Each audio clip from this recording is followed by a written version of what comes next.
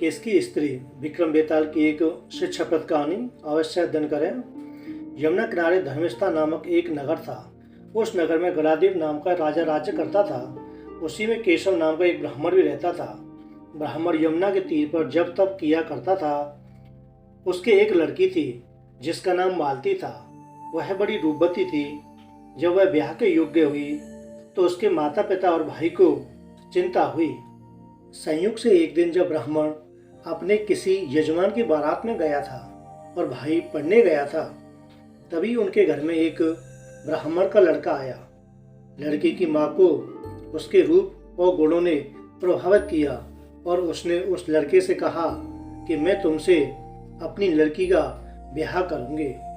होनहार की बात कि उधर ब्राह्मण पिता को भी एक दूसरा लड़का मिल गया और उसने उस लड़के को भी यही वचन दे दिया। उधर ब्राह्मण का लड़का जहाँ पढ़ने गया था, वहाँ वह एक लड़के से यही वादा कर आया कि वह अपनी बहन की शादी उसके साथ करेगा। कुछ समय बाद बाप बेटे घर में इकट्ठे हुए तो देखते क्या है कि वहाँ एक तीसरा लड़का और मौजूद है। दो उनके साथ आए थे। अब क्या हो? ब्राह्मण, उसका लड़का और ब्राह्मणी बड़े सोच में पड़े। देव योग से हुआ क्या कि लड़की को सांप ने काट लिया और वह मर गई।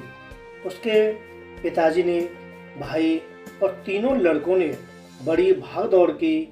जहर झाड़ने वालों को बुलाया पर कोई नतीजा नहीं निकला और अंत में उस लड़की ने दम तोड़ दिया। सब अपनी अपनी करके चले गए। दुखी होकर वे उस लड़की को शमशान में ले गए और क्रियाकर्म कराए। तीनों लड़कों में से एक ने तो उसकी हड्डियां चुन ली और फकीर बनकर जंगल में चला गया। दूसरे ने राख की गठरी बांधी और वहीं झोंपड़ी डालकर रहने लगा। और जो तीसरा लड़का बचा था वह योगी होकर देश देश घूमने लगा। एक दिन की बात है कि वह तीसरा लड़का घूमते घामते किसी नगर में पहुंचा और एक ब्राह्मणी के घर भोजन करने बैठा। जैसे ही उस घर की ब्राह्मणी भोजन परोसने आई कि उसके छोटे लड़के ने उसका आंचल पकड़ लिया। ब्राह्मणी से अपना आंचल छुड़ता नहीं था। ब्राह्मणी को बड़ा गुस्सा आया। उसने अपने लड़के को छिड़का, मारा, पीटा, फिर भी वह नहीं माना। उसने अपनी माँ का आंचल नहीं छोड़ा। ब्राह्मणी को गुस्सा आ गया और ब्राह्मणी ने उसे उठाकर जलते चूल्हे में पटक दिया। लड़का जलकर राख हो गया। ब्राह्मण बिना भोजन किए ही उठ खड़ा हुआ। घर वालों ने बहुत तेरा कहा और वह भोजन करने के लिए राजी ना हुआ। उसने कहा कि जिस घर में ऐसी राक्षसी हो उसमें मैं भोजन नहीं कर सकता। इतना कहकर वह आदमी भीतर गया और एक संजीवनी विद्या की पोथी लाकर एक मंत्र पढ़ा। जैसे ही उसने वह मंत्र पढ़ा तो जलकर जो राख हो चुका लड़का था वह फिर से जीवित हो जाता है। यह देखकर ब्राह्मण सोचने लगा कि अगर यह पोथी मेरे हाथ पड़ जाए तो मैं भी उस लड़की को फिर से जिला सकता हूँ। इसके बाद उसने भोजन किया और वहीं ठहर गया। जब रात को सब खा पीकर सो गए तो वह ब्राह्मण चुपचाप वह पोथी लेकर चल दिया।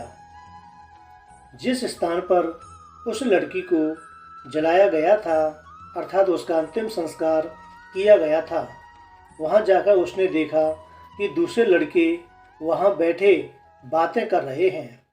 इस ब्राह्मण के यह कहने पर कि उसे संजीवनी विद्या की पोथी मिल गई है और वह मंत्र पढ़कर लड़की को जिला सकता है, उन दोनों ने हड्डियां और राख निकाली।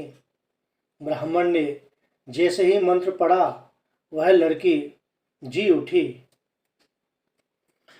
जैसे ही लड़की जिंदा हुई वैसे ही तीनों लड़के उसके पीछे झगड़ने लगे। तीनों ही उससे शादी करना चाहते थे। इतना कहकर बेताल बोला कि हे विक्रम राजा, बताओ कि वह लड़की किसकी स्त्री होनी चाहिए। तीनों में से किसे वह अपना वर माने। राजा ने जवाब दिया कि जो वहाँ कुटिया बनाकर रहा उसके। बेताल ने पूछा, ऐसा क्यों?